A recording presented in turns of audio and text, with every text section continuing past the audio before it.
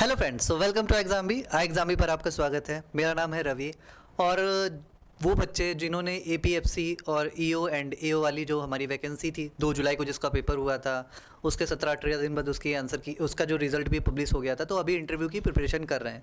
Basically उसके लिए एक जर्नल सी जो वीडियो थी जिसमें हम लोगों ने ये डिस्कस किया कि क्वेश्चंस कैसे आ सकते हैं, ठीक है, कौन कौन से क्वेश्चंस है, क्या क्या हमें तैयार करना है। एक बेसिकली छोटी सी वीडियो मैंने बनाई थी लास्ट ईयर को, उसमें कट ऑफ भी डिस्कस किया था, हमें कितना तैयार करना है। अगर हम बिल्कुल लास्ट वाली लिमिट पे हमें लग रहा है कि ये बहुत कम मार्क्स है, लेकिन हम क्वालिफाई हुए इंटरव्यू के लिए, तो जाहिर सी बात है अगर आप उस पर भी इंटरव्यू को भी बहुत ही लाइकली लेकर जाते हो और थोड़ा सा स्कोर मतलब जर्नली देते हो और वहाँ पर अगर आपका स्कोर थोड़ा सा कम हो गया तो फिर आप फाइनली बाहर हो सकते हो, अभी भी पॉसिबिलिटी है ऐसा, ठीक है। तो हमें इंटरव्यू में कैसे ज़्यादा से ज़्यादा मार्क्स लाने हैं, इसके लिए हम लोगों ने एक जनरल सा वीडियो डिस्कस किया था जिसमें मैंने क्वेश्चंस वगैरह भी आपको बताए थे, ठीक है। ये सारी चीज़ें थी लास्ट टाइम की, सारी चीज़ें आपको समझाई गई थी।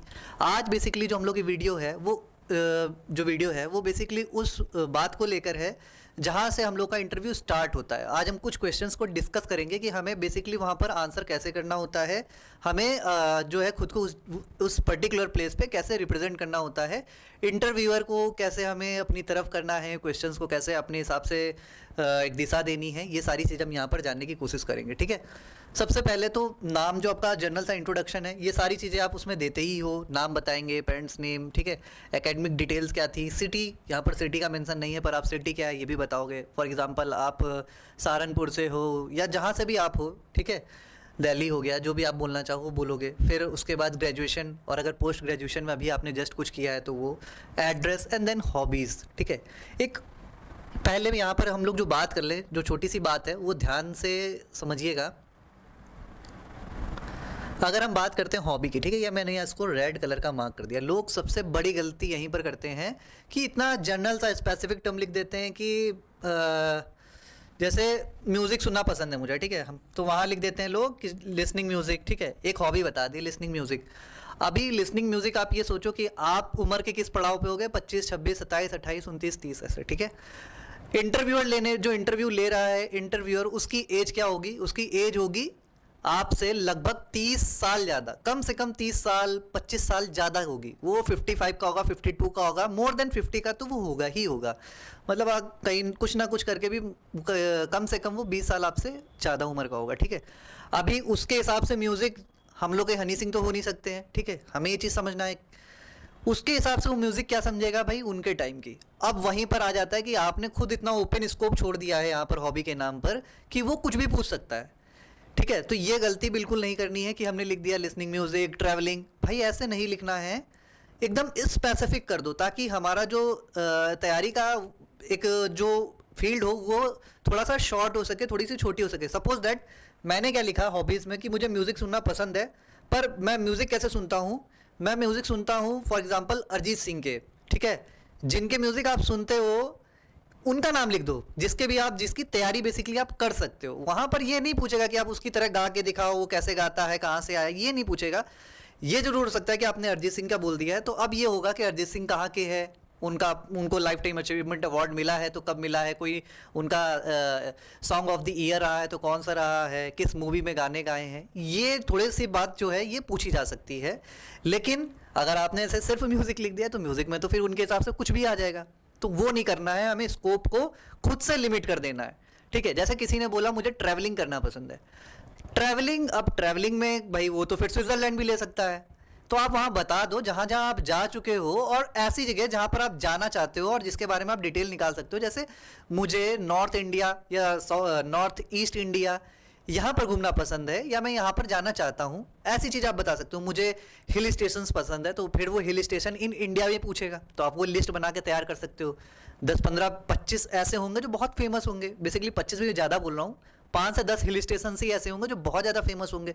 वहाँ की दो दो तीन तीन चीज़ें याद रख लेनी है, जैसे कि हिल स्टेशन ये वाला कौन सी सिटी, कौन से स्टेट में है, आपने ये लोकेट कर लिया, कितनी ऊंचाई पे है ये देख लिया, ईस्टर्न घाट का है, वेस्टर्न घाट का है, हिमालयस का है, ईस्टर्न हिमालयस का है, कहाँ का ये देख लिया, थोड़ा सा वहाँ पर कोई नेशनल पार्क हो, वाइल्ड लाइफ रिजर्व हो, तो ये देख लिया, बस बात खत्म। अगर आपने खुद से उसको अब ओपन छोड़ दिया कि ट्रैवलिंग पसंद है, तो फिर ट्रैवलिंग तो थार मरुस्थल की भी करा सकता है भाई, थार डेजर्ट की। अब वहाँ की आप बताओ क्लाइमेटिक कंडीशन वगैरह, तो फिर वो खुद से प्रॉब्लम क्रिएट करेगा। तो हमें क्या करना है, जब हॉबीज लिख रहे हैं, ठीक है, बोल रहे हैं, तो एक चीज़ याद रखनी है कि उसके स्कोप को लिमिट कर देना है। ठीक है, ठीक है, स्कोप को ओपन एंडेड नहीं छोड़ना है, स्कोप पे खुद से लिमिट लगानी है। ठीक है, स्कोप को हमें लिमिट कर देना है, लिमिटेड कर देना है, वरना फिर आपके लिए तैयारी करने के लिए बहुत बड़ी चीज़ें, बहुत ज़्यादा चीज़ हो जाएगी। ठीक है, अब नाम तो भाई अपना ही बोलोगे, जाहिर सी बात है। सबसे पहला जो क्वेश्चन होता है कि जब हम इंटरव्यू दे रहे होते हैं, मैंने खुद एसएसबी का सीडीएस का इंटरव्यू दे रखा है, एसएसबी का, तो वहाँ पर भी अब उसी लेवल पे जब वो क्वेश्चन कर रहे होते हैं तो वो आपसे ये नहीं देख रहे होते। बेसिकली मेरी इंग्लिश उस समय पे बहुत अच्छी नहीं हुआ करती थी, तो हुआ ये कि उन्होंने भाई क्वेश्चन इंग्लिश में पहले किए, तो मैं उतना कंफर्टेबल नहीं हो पाया। तो मैंने क्या किया कि थोड़ा सा इंग्लिश बोला, फिर मैंने एकदम जनरल टर्म्स यूज़ किए। बेसिकली कहीं कहीं पे जब मुझे एकदम एग्जैक्ट दिमाग में नहीं आ रहा था, तो मैंने उसमें फ्लो में हिंदी को यूज़ किया। लेकिन यहाँ पर ऐसा नहीं है, यहाँ पर आपसे सीधे पूछा जाएगा भाई किस मीडियम में कंफर्ट हो, आप खुद ही लिखोगे मैं हिंदी में इंटरव्यू दूंगा या इंग्लिश में दूंगा। हिंदी में स्टार्ट हो तो फिर वहाँ पर आपको ध्यान रखना है कि हिंदी में हमें सहज हिंदी यूज़ करनी है, आम बोलचाल की भाषा वाली हिंदी यूज़ करनी है, जो किताबों में लिखी होती है वैसी भाषा, या फिर एकदम व्याकरण वहाँ पर मत बन जाइएगा कि आप पूरी एकदम शुद्ध हिंदी के चक्कर में पड़ गए, तो वो नेगेटिव इमेज क्रिएट करती है। एकदम सहज भाषा जो सामने वाले को आपका मैसेज अच्छे से कन्वे कर सके, बस इतना। ठीक है, भाषा में कभी कभी ऐसा हो सकता है कि कुछ किसी शब्द विशेष ऐसे हो जाते हैं जिसकी हिंदी टर्मिनोलॉजी हो नहीं पाती है, तो वहाँ पर सहजता से इंग्लिश ही यूज़ कर लेनी है बिना हिचकिचाए, वहाँ पर कोई इशू क्रिएट नहीं होगा। ठीक है, तो एक चीज़ ये याद रखनी है, भाषा एकदम सरल होनी चाहिए। भाषा में कोई मतलब फालतू में फैंसी वर्ड यूज़ करने मत जाइएगा, हो सकता है वो आप पर बैकफायर कर जाए। ठीक है, दूसरी बात याद रखनी है कि जब आंसर दे रहे हूँ, ठीक है, क्वेश्चन जब पूछ रहा कोई, अगर सामने एक क्वेश्चन जैसे मतलब 3 से 4 लोग बैठे हैं, तो जब एक आंसर कर रहा, एक क्वेश्चन कर रहा है आपसे, तो वहाँ पर हमें ये नहीं करना है कि जो क्वेश्चन कर रहा है सिर्फ उसको ही देखना है। जब क्वेश्चन कर रहा है तब उसकी तरफ देखेंगे, लेकिन जब आंसर दे रहे हो तो हमें, जैसे मान लो आप 100% स्पीक करने वालों, सपोज दैट 100% बोलने वाले हो, तो 100% में 50% तो जिसने क्वेश्चन किया उसकी तरफ देख के ही आंसर दोगे, लेकिन बाकी 50% में बाकी जो बैठे हुए आपके इंटरव्यूअर पैनलिस्ट होंगे, जो पैनल में अलग अलग लोग बैठे होंगे, उनकी तरफ भी देखना होता है। ठीक है, अगर आप ऐसा नहीं करते हो तो कहीं ना कहीं बोला जाता है कि भाई ये तो कॉन्फिडेंट नहीं है, आई कांटेक्ट इसका नहीं सही हो रहा है। ठीक है, रट के आया है, वो सब नेगेटिव इमेज में जाता है, तो वो नहीं करना है। ठीक, ये चीज़ आपको ध्यान रखनी कि आई कांटेक्ट अच्छा होना चाहिए, जो क्वेश्चन कर रहा है उस पर ज़्यादा ध्यान देंगे, और जो नहीं कर रहे हैं, जो साइड में बैठे जब आंसर कर रहे हैं, तो उनको भी देखकर बोलना है। ठीक है, ऐसा नहीं कि केवल एक को 1-to-1 कम्युनिकेशन नहीं होना चाहिए, 1-to-all आपको करना है। ठीक, ये बात यहाँ पर क्लियर हो गई। ठीक, आंसर करते समय हमेशा याद रखिएगा कि जो सबसे पहली चीज़, एटिकेट्स आपके देखे जाते हैं कि जब आप आंसर कर रहे होते हो तो आपके हाथ जो मतलब जो जेस्चर होते हैं हमारे, वो हमारी बॉडी से बाहर की तरफ मूव नहीं करने चाहिए। ये बहुत ही ख़राब होता है कि जब हम आंसर कर रहे होते हैं और हमारी बॉडी से हाथ बाहर की तरफ फैल रहे हो। कोशिश कीजिएगा कि आपके जो दोनों शोल्डर हैं, ठीक है, उसके अंदर ही आपके, क्योंकि हाथ की मूवमेंट होती है वो नहीं रोकी जा सकती है, कोशिश कीजिए रोकने की, बहुत अच्छी बात है अगर रुकी है। अगर नहीं रुक रही तो फिर भी इसको लिमिट में रखिएगा कि वो आपके हाथ बेसिकली आपके शोल्डर से बाहर की तरफ ना जाए, आपके शोल्डर के अंदर ही आप हाथ का जो मूवमेंट है उसको बना के रखें। और अगर हाथ जितना हो सके कम ही हिलाएं, वो ज़्यादा बेहतर होगा आपका। आप सीधे ऐसे फ्लैट करके अपने थाई के ऊपर ऐसे रख सकते हो। ठीक है, एकदम कंफर्टेबल होकर बैठना है। तो ये नॉर्मल सी चीज़ है जिनको वहाँ पर ध्यान रखना होता है।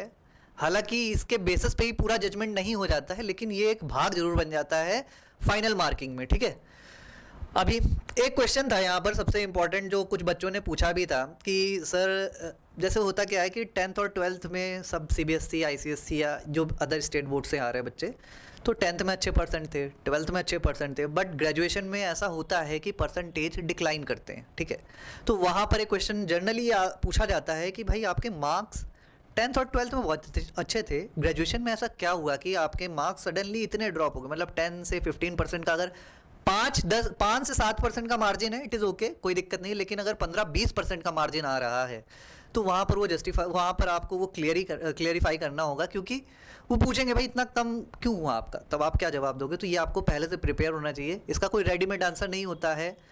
कुछ लोगों का सच में होता है कि उनके साथ बीमार हो गए या कोई भी चीज़ हो गई, तो वो बोलेंगे सर बीमार हो गया था या घर में ऐसी कोई बात हो गई थी, तो वहाँ पर उतना जस्टिफाई वो लोग खुद ही उस चीज़ को क्लियर कर देते हैं। लेकिन अगर ऐसा नहीं है तो आप वहाँ पर ऐसा नहीं बोल सकते कि मैं घूमने लगा था दोस्त यारों के साथ, ऐसा नहीं, इरिस्पॉन्सिबल बिहेवियर वहाँ पर नहीं शो करना है। आप ये भी बोल सकते हो वहाँ पर ऐसा कि मैं कंपटीशन की तैयारी करने लगा था बेसिकली, और उस समय थोड़ी से गाइडेंस के अभाव में मैं थोड़ा सा बैलेंस नहीं कर पाया चीज़ों को, और अल्टीमेटली मेरा मार्क्स फर्स्ट ईयर और सेकेंड ईयर में डाउन ज़्यादा हो गए, और अल्टीमेटली फिर मैंने उस पर ध्यान दिया और लास्ट ईयर में मैंने थोड़ा सा उसको ग्रो कर लिया। ठीक है, एक तो ये बात हो गई, इतनी सी ये बात अभी आपको क्लियर हो गई होगी, है ना। उसके बाद एक और चीज़ थी कि बहुत से लोगों को ना ग्रेजुएशन में क्या पढ़ा था अभी लास्ट, क्योंकि 3 4 5 साल हो चुके होते हैं और याद नहीं आता है। सबके साथ ही ऐसा होता है कि उसको, मेरे साथ खुद ऐसा हुआ था कि मैंने ग्रेजुएशन में बीएससी किया हुआ था, फिजिक्स मेरा फाइनल ईयर सब्जेक्ट था, तो मुझसे क्वेश्चन पूछा गया और उस समय प्रेशर के चक्कर में मैं भूल गया। तो क्या होता है कि जब ऐसा होता है तो आप एकदम मतलब ज़बरदस्ती नहीं हंसना है, लेकिन बहुत ही सहजता से उन्हें बोल देना ये चीज़, सर एक्चुअली में जो वो पढ़ा था वो थोड़ा सा टाइम हो चुका है और एग्जैक्टली मुझे याद नहीं है।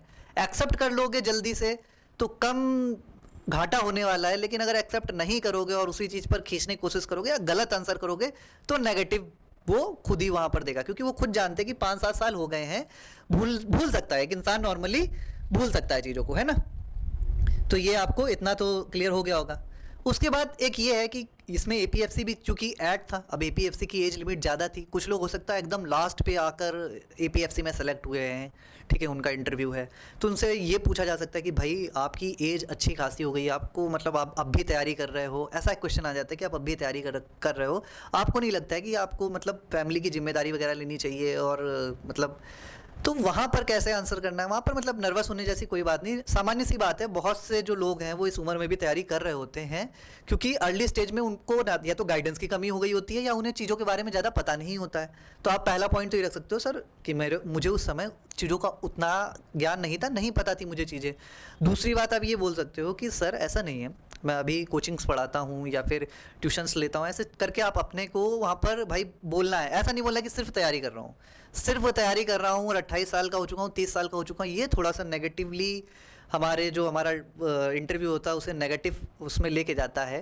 ठीक है, एक रिस्पॉन्सिव जो हमारा बिहेवियर है उसको भी शो करना होता है कि नहीं, मुझे अपने घर बार की चिंता है, समाज की भी चिंता है, इस वजह से मैं ऐसा नहीं है कि सिर्फ पढ़ रहा हूँ बैठकर, मैं कोचिंग वगैरह पढ़ाता हूँ, अर्निंग्स करता हूँ अपनी भर की। तो ये कुछ चीज़ है जो हम अभी जो आंसर बेसिकली इसमें कर सकते हैं। ठीक है, तो ये कुछ चीज़ें थी जिसको अभी हम लोगों ने यहाँ पर डिस्कस करा। ठीक है, नॉर्मल सा था, इसमें 4 5 चीज़ें जो हमने बताई। गैप वाली चीज़ आपको बता दी गई है कि अगर आपका गैप आया है, ठीक है, आपका ग्रेजुएशन में गैप आया है, तो आप उसका आंसर कैसे दोगे भाई। गैप ज़्यादा दिख रहा है, मतलब 3 4 साल का गैप है, तो उसका भी आंसर यही बनता है कि सर मैं तैयारी करने लगा था, ग्रेजुएशन में मेरे मार्क्स गिर गए थे, इस वजह से जनरली, क्योंकि सभी के साथ ऐसा होता है कि उसके मार्क्स थोड़े से डिक्लाइन होते हैं ग्रेजुएशन में, तो आप ये आंसर दे सकते हो कि सर मैं तैयारी करने लगा था और मेरे मार्क्स भी गिर गए थे, इस वजह से मैंने सोचा फर्स्ट, क्योंकि घर की थोड़ी सी ऐसी थी सिचुएशन कि मुझे लगा कि पहले कोई नौकरी पा लेते हैं देन कैरी ऑन करेंगे, तो उस वजह से गैप आया। तो वो गैप आप इस तरह से वहाँ पर अपना मेंटेन करके दिखा सकते हो। ठीक है, ग्रेजुएशन डिटेल्स के बारे में आपको बता दिया, जितना याद है थोड़ा बहुत नॉर्मल सी चीज़ें हैं। ठीक है, अच्छी बात है, क्योंकि आप ये समझ के बैठो कि सामने वाला भी अगर फिजिक्स आपने ले रखी हो, जरूरी नहीं कि सामने वाला जो पैनल में होगा वो भी फिजिक्स का ज्ञाता होगा। तो अगर आप उससे बोल दोगे सिंपली कि सर मैं अभी उसको रिकॉल नहीं कर पा रहा हूँ, तो वो उस जगह को मान लेगा। लेकिन हाँ, एक चीज़ ध्यान रखना है यहाँ पर, ये गलती बिल्कुल मत कीजिएगा। साइंस एंड टेक का जो पोर्शन होता है, ठीक है, कोई भी मैगजीन उठा लीजिए, कोई भी मैगजीन, उसमें से साइंस एंड टेक वाली मैगजीन को पढ़ लेना है। एक साल में कुछ अगर रिसेंट बात हुई है, ग्राफीन पे बात हुई है, ठीक है, जो मिशन भेजे गए हैं, इसमें जियो सिंक्रोनस क्या होता है, सन सिंक्रोनस क्या होता है, ये सब चीज़ें बेसिकली छोटी छोटी हैं, पर इनको ज़रूर से तैयार कर लीजिएगा। ठीक है, ये बहुत हार्ड नहीं होती है। आपको अगर लगता है कि सर इसको भी आप ना एक वीडियो में डाल दो या फिर इसको इनके बारे में बता दो कि साइंस में क्या क्वेश्चन आ सकते हैं, कमेंट में आप डाल दीजिएगा, मैं उसका भी आंसर देने की कोशिश करूँगा। आप उनको तैयार कर लेना, क्योंकि अभी चंद्रयान सफल हुआ है, इसरो ने बहुत अच्छी कामयाबी हासिल की है, तो प्रोबेबल है कि इस पर बहुत सारे क्वेश्चन बन सकते हैं। ठीक है, जियो सिंक्रोनस ऑर्बिट हो गया, सन सिंक्रोनस ऑर्बिट हो गया, उस ऊपर से फिर जो लैग्रेंजियन पॉइंट है उस पर बातें हो सकती हैं, कितने होते हैं, कहाँ पर होते हैं, इनको यही क्यों कहते हैं, यहाँ पर सबसे सेफ क्यों होता है, L1 पर ही आदित्य क्यों भेजा जा रहा है, ऐसे क्वेश्चन पूछे जा सकते हैं। और अगर आपने फिजिक्स मतलब अगर आपने बीएससी वगैरह की है तो ये जनरल क्वेश्चन है। दूसरे जो स्ट्रीम वाले बच्चे हैं, बीए वाले, उनके लिए भी ये उतना ही इंपॉर्टेंट है। ठीक है, तो ये कुछ बात थी।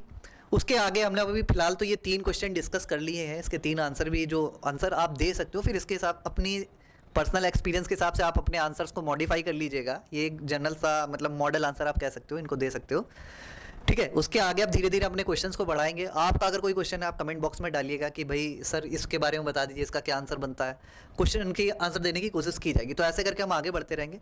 और अगर आप चाहते हो कि भाई हम इंटरव्यू को और बेहतर से कर सकें, क्योंकि अगर जिनकी एज ज़्यादा हो रही है या फिर जिनको लगता है कि ये बहुत अच्छी अपॉर्चुनिटी है, सच बहुत ही अच्छी अपॉर्चुनिटी है, तो यहाँ पर हमें बिना सोचे, भाई बहुत ज़्यादा नहीं है, आप आराम से इंटरव्यू जो हम लोग का ये बेसिकली इंटरव्यू के लिए जो हमारे पैनलिस्ट हैं उसमें आप देख सकते हैं संजीव सर हैं, ठीक है, मतलब mister Sanjeev Pandey, mister Sanjeev Sharma and Arunima ma'am हैं। ये सारे के सारे जो हैं ये इतनी हाई लेवल से रिटायर्ड लोग हैं जिनको पता है कि एक्चुअल में इंटरव्यूअर जो होता है वो कैसे क्वेश्चन कर सकता है, उसका मेंटल लेवल क्या होता है, वो बच्चे से क्या पूछना चाह रहा होता है, ठीक है। ये उस पड़ाव को पार करके आए हैं और इन्होंने ऐसे बहुत सारे इंटरव्यू लिए हुए हैं, ठीक है। तो ये आपको बिल्कुल सही गाइडेंस देंगे बेसिकली इस हम लोग का जो प्रोग्राम है उसके थ्रू।